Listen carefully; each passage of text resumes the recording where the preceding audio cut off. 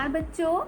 आज हम पढ़ेंगे अपनी प्यारी रिमझिम पुस्तक से पाठ 5 दोस्त की पोशाक।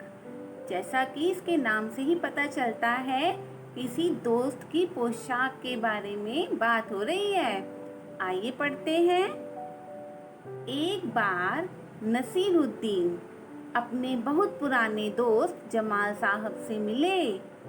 नसीरुद्दीन यहाँ एक व्यक्ति का नाम है और वो अपने किसी पुराने दोस्त, यहाँ दोस्त की विशेषता बताई जा रही है कि दोस्त कैसे हैं, पुराने, बहुत पुराने दोस्त। और दोस्त का नाम है जमाल साहब।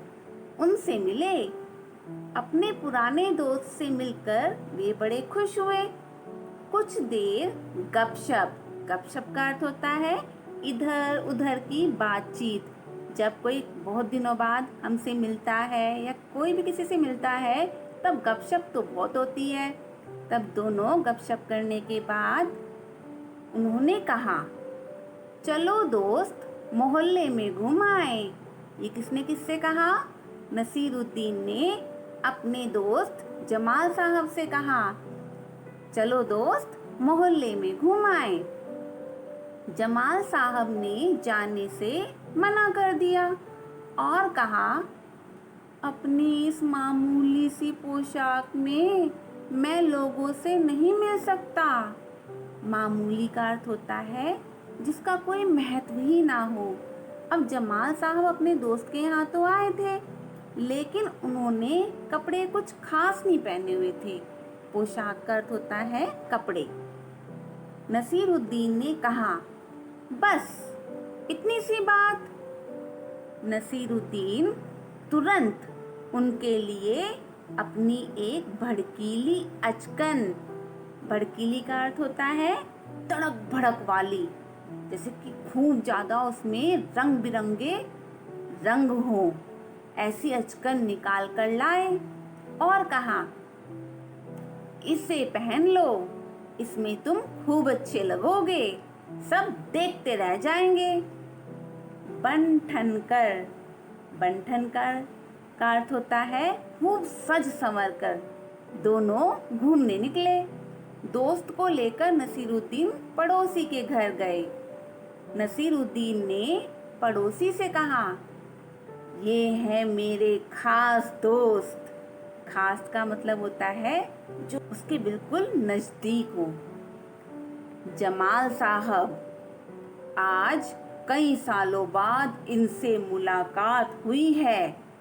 वैसे जो अचकन इन्होंने पहन रखी है वह मेरी है। यह सुनकर जमाल साहब पर तो मानो घड़ों पानी पड़ गया। घड़ों पानी पड़ गया का अर्थ होता है बच्चों बहुत लज्जित होना। बाहर निकलते ही मुंह बनाकर उन्होंने नसीरुद्दीन से कहा। अब बच्चों, जब कोई किसी से ऐसे कहेगा कि ये जो कपड़े इन्होंने पहन रखे हैं ये तो मेरे हैं, तो ऐसे तो किसी का भी मुंह बन जाएगा ये बात सुनकर। तब क्या हुआ, जमाल साहब का भी मुंह बन गया और उन्होंने नसीरुद्दीन से कहा, तुम्हारी कैसी अकल है, क्या यह बताना जरूरी था कि यह अचकन तुम्हारी है? तुम्हारा पड़ोसी सोच रहा होगा कि मेरे पास अपने कपड़े हैं ही नहीं। अब जमाल साहब को तो बहुत ज़्यादा शर्म महसूस होने लगी, क्योंकि उनके एक तो कपड़े मामूली थे। जब उनके दोस्त ने उन्हें कपड़े दिए तो बड़े चमकदार भड़कीले थे, और उनकी प्रशंसा उनके दोस्त नसीरुद्दीन ने अपने पड़ोसी से भी कर दी, तो उनको तो बहुत ज़्यादा शर्म आने लगी। और उन्होंने नसीरुद्दीन से कहा कि तुम्हें ऐसे कहने की क्या ज़रूरत थी। अब नसीरुद्दीन ने माफ़ी मांगी उनसे और कहा, गलती हो गई, अब ऐसा नहीं कहूँगा। अब नसीरुद्दीन उन्हें हुसैन साहब से मिलवाने ले गए। पहले कहाँ ले गए थे नसीरुद्दीन? अपने पड़ोसी के यहाँ मिलवाने। अब नसीरुद्दीन उन्हें हुसैन साहब से मिलवाने ले गए। हुसैन साहब ने गर्मजोशी से उनका स्वागत किया। गर्मजोशी का अर्थ होता है पूरे जोश के साथ। जब जमाल साहब के बारे में पूछा तो नसीरुद्दीन ने कहा, जमाल साहब मेरे पुराने दोस्त हैं और इन्होंने जो अचकन पहनी है वह इनकी अपनी ही है। जमाल साहब फिर नाराज हो गए।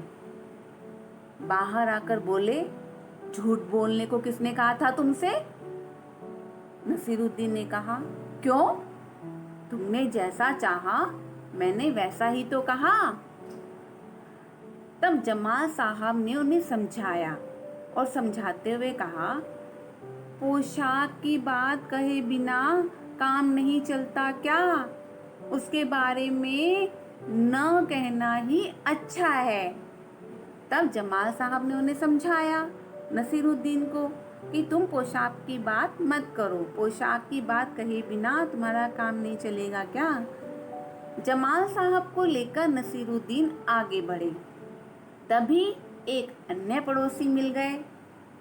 अब नसीरुद्दीन पहले कहाँ ले गए थे उन्हें?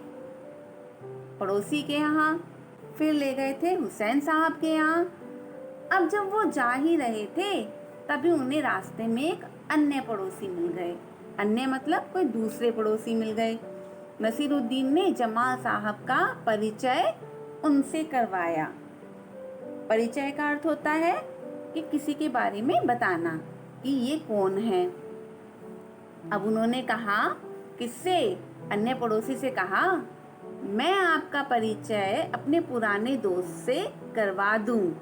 यह हैं जमाल साहब और इन्होंने जो अचकन पहनी है उसके बारे में मैं चुप ही रहूं तो अच्छा है।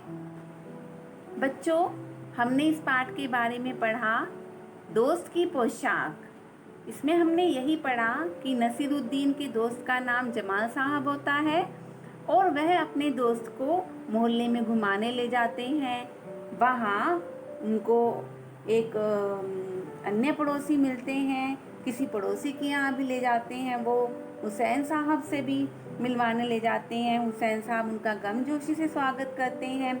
लेकिन नसीरुद्दीन हर बार सबके सामने अपनी अचकन के बारे में ही बात कर रहे होते हैं, क्योंकि उनकी जो अचकन थी उसकी क्या विशेषता थी? उसकी विशेषता थी कि वह एक भड़कीली अचकन थी और वो उसके बारे में बार बार बात इसीलिए कर रहे होंगे, शायद नसीरुद्दीन को वह अचकन बहुत ज़्यादा पसंद थी।